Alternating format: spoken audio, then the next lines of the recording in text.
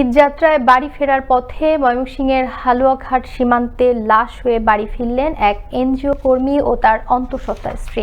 প্রত্যক্ষদর্শীরা বলছেন, শুক্রবার ভোরে মোটরসাইকেল নিয়ন্ত্রণ হারিয়ে বিদ্যুতের খুঁটির সাথে সংঘর্ষ ঘটলে ঘটনাস্থলে স্বামী ও হাসপাতালে নেয়ার পর মৃত্যু হয় তার অন্তঃসত্ত্বা স্ত্রীরও। এ ঘটনায় ঘটনাস্থল পরিদর্শন করেন সহকারী পুলিশ সুপার সাগর সরকার।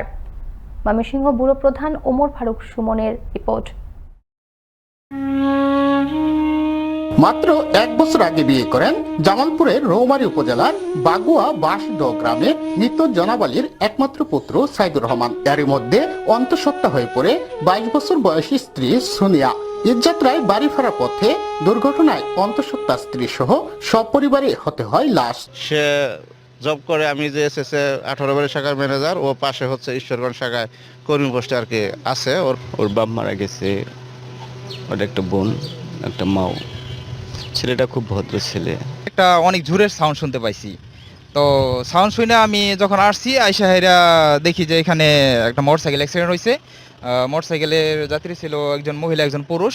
তো ওনারা গুরুতর আহত অবস্থায় রক্ত পড়তেছে, এখানে পড়ে রয়েছে।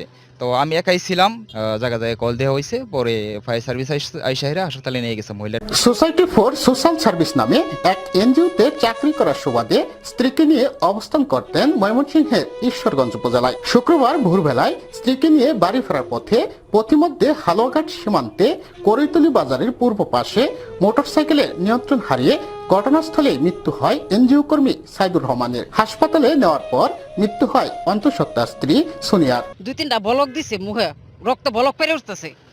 পরে কতক্ষণ পরে নারী ধরছে, বেবেরা কো নাই। Society for social service SSS এনজিওতে চাকরি করে মাঠ সংগঠক হিসেবে ঈশ্বরগঞ্জ শাখায়। ওই স্বামী স্ত্রী একসাথে মোটরসাইকেলে করে, তো হঠাৎ করে কারেন্টের পিলারের সাথে আর কি আঘাত লাগিয়া এরকম অবস্থা হয়েছে। ওই হচ্ছে আমার হলো চাচাতো ভাই, প্রায় বছর খানেক হয় আর কি বিয়ে করছে।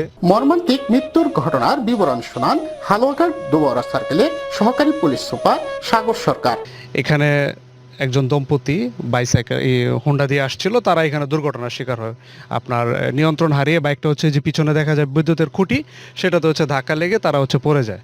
এরপর হচ্ছে স্থানীয় জনগণ তাদেরকে উদ্ধার করে হসপিটালে নিয়ে যায়। সেখানে স্পট ডেড ছিল তার স্বামী এবং মহিলা, যে উনি হচ্ছে হসপিটালে নেওয়ার পরে মারা যায়। পুলিশের পক্ষ থেকে সড়ক দুর্ঘটনা রোধে সচেতনতামূলক প্রচার প্রচারণা চালানো হচ্ছে বলে জানান পুলিশের এই কর্মকর্তা। দুর্ঘটনা প্রতিরোধে আমরা কিন্তু হালুয়াঘাট থানা পুলিশ কাজ করতেছি। গতকালকে বিকালবেলাও আমরা হালুয়াঘাটের যে বাস স্ট্যান্ড, সিএনজি স্ট্যান্ড, এগুলোতে আমরা জনসংযোগ করেছি, তাদের সাথে কথাবার্তা বলেছি যেন সচেতনতা সৃষ্টি করে। এমন নির্মমতা আর কারো জীবনে না আসুক, এমন দাবি সকলের।